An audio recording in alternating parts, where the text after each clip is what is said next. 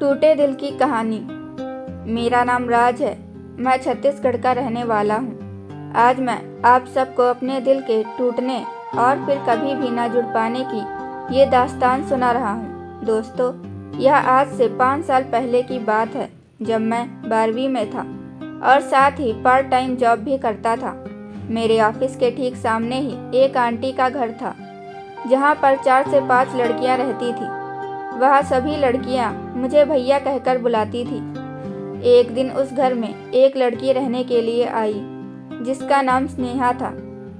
वो पास के एक ज़िले की रहने वाली थी और यहाँ पीएससी की कोचिंग करने आई थी। जिस दिन मैंने उसे पहली बार देखा तो बस मेरे दिल से आवाज़ आई कि यार, इस लड़की से प्यार हुआ तो इसी से शादी करूँगा, चाहे जो हो जाए।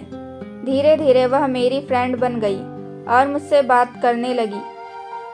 यह बात उसकी फ्रेंड लोगों को पता लग गई कि वह किसी को पसंद करती है, लेकिन मेरे बारे में कोई भी जान नहीं पाया।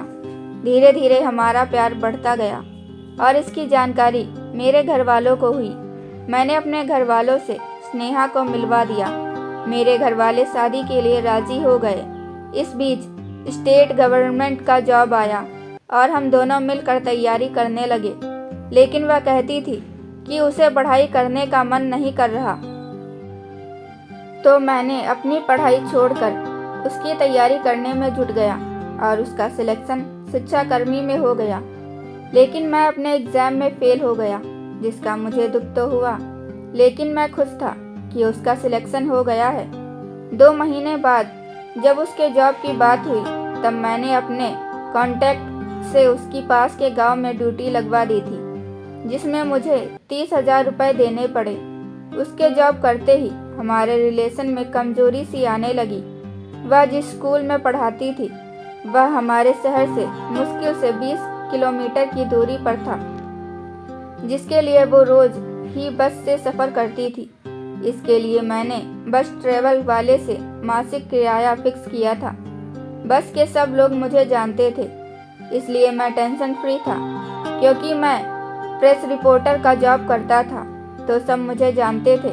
कुछ दिन जॉब करने के बाद वह मुझसे बोली कि मैं रोज़ रोज़ बस में सफ़र नहीं कर सकती हूँ और मैंने स्कूल के पास में एक घर रेंट पर देखा है, मैं वहाँ रहने जा रही हूँ। तब मैंने उससे कहा कि यह बात मुझे पहले क्यों नहीं बताई, तो उसने कहा कि नहीं बताई, अब बता रही हूँ ना, और वह वहाँ से रहने चली गई।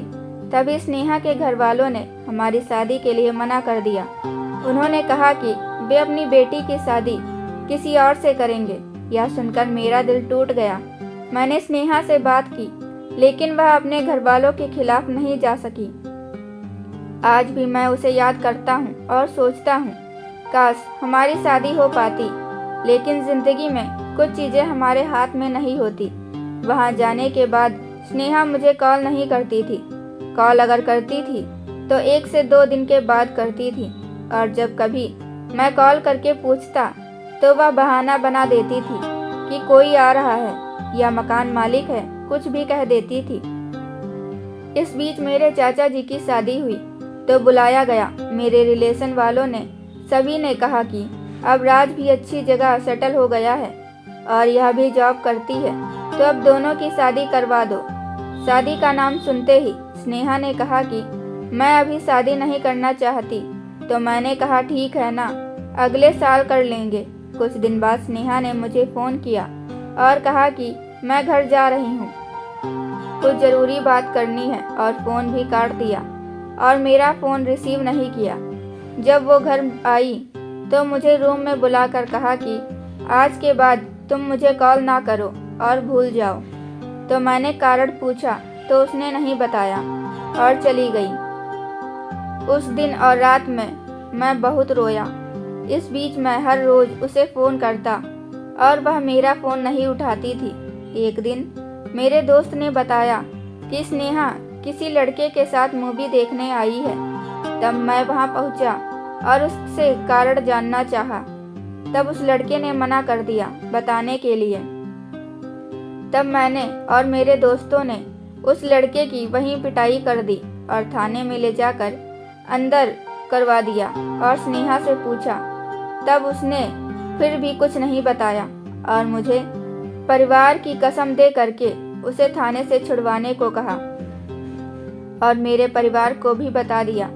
तब मजबूरी में मुझे उसे छुड़वाना पड़ा, लेकिन उस लड़के को भी चेतावनी दे दी कि आज के बाद अगर मुझे स्नेहा के आसपास दिखा तो उससे भी बुरा हाल करूँगा। फिर मैंने अपने दोस्तों के फ़ोन से स्नेहा को कॉल किया और उसे मिलने के लिए बुलाया। जब वह मिलने के लिए आई तब मैंने कहा, अगर तुम उस लड़के को पसंद करती हो तो मुझे बता दिया होता, मैं कुछ नहीं कहता।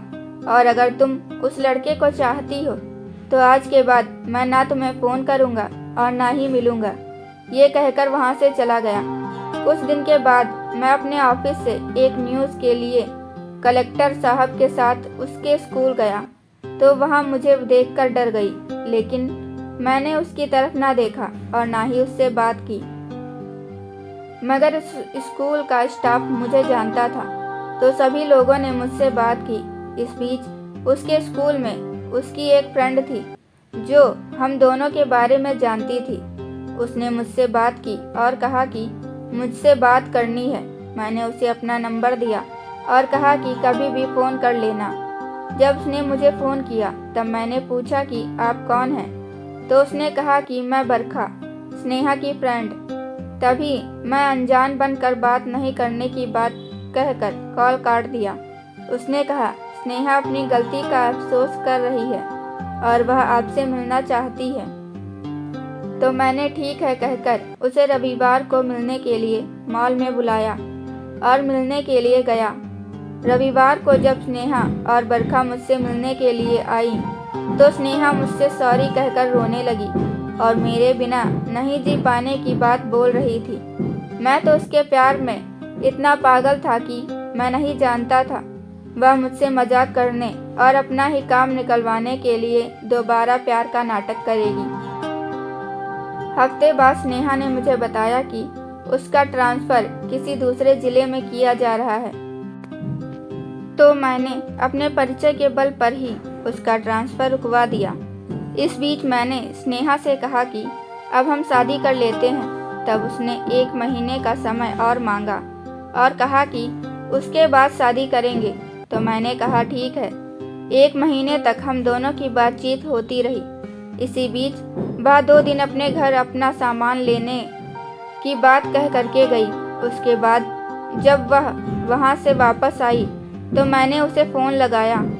उसने पहले मेरा कॉल नहीं उठाया और फिर मैंने दोबारा कॉल लगाया तब उसने फ़ोन उठाया और बात की। इसके बीच मैंने उसे 1 महीने पहले की बात जैसे ही याद दिलाई तो उसने कहा कि उसके घर वाले उसकी सगाई कर रहे हैं और उसने शादी नहीं करने की बात कहकर फ़ोन काट दिया। मुझे भूल जाने की बात कही और दोबारा कभी फ़ोन नहीं उठाया। ये स्टोरी अच्छी लगी हो तो वीडियो को लाइक कीजिए और भी स्टोरी सुनने के लिए मेरे चैनल को सब्सक्राइब कीजिए।